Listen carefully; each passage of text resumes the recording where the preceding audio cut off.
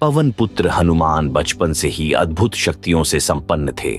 जब वे छोटे थे तो वे अत्यंत चंचल और जिज्ञासु थे। एक दिन जब माता अंजना उन्हें पालने में झुला रही थीं, तभी हनुमान की नजर आकाश में चमकते हुए सूर्य पर पड़ी। सूर्यदेव की लालिमा उन्हें एक बड़े चमकते हुए फल के समान प्रतीत हुई। हनुमान जी ने सोचा, आहा, कितना सुंदर और बड़ा फल है, मुझे इसे अवश्य खाना चाहिए। ये सोचते ही वे आकाश की ओर उड़ चले। तेज गति से बढ़ते हुए वे सूर्यदेव के समीप पहुंच गए। उनका मुख प्रसन्न था और आंखों में कौतूहल की चमक थी। सूर्यदेव यह देखकर चकित हो गए। उन्होंने अनुभव किया कि एक छोटा बालक परंतु असाधारण शक्ति से संपन्न उनकी ओर बढ़ रहा है।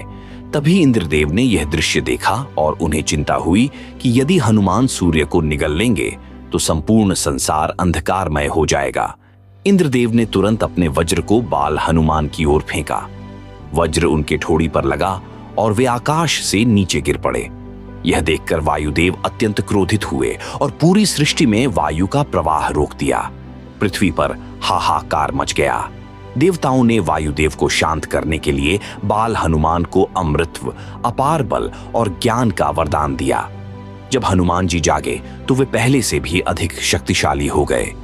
इस घटना के बाद उन्होंने अपनी शक्तियों को नियंत्रित करने और धर्म के मार्ग पर चलने का संकल्प लिया। यही कारण है कि बाल हनुमान को सूर्य का शिष्य भी कहा जाता है और आगे चलकर उन्होंने सूर्यदेव से ही ज्ञान प्राप्त किया। शिक्षा। यह कथा हमें सिखाती है कि शक्ति के साथ विवेक और अनुशासन भी आवश्यक होते हैं।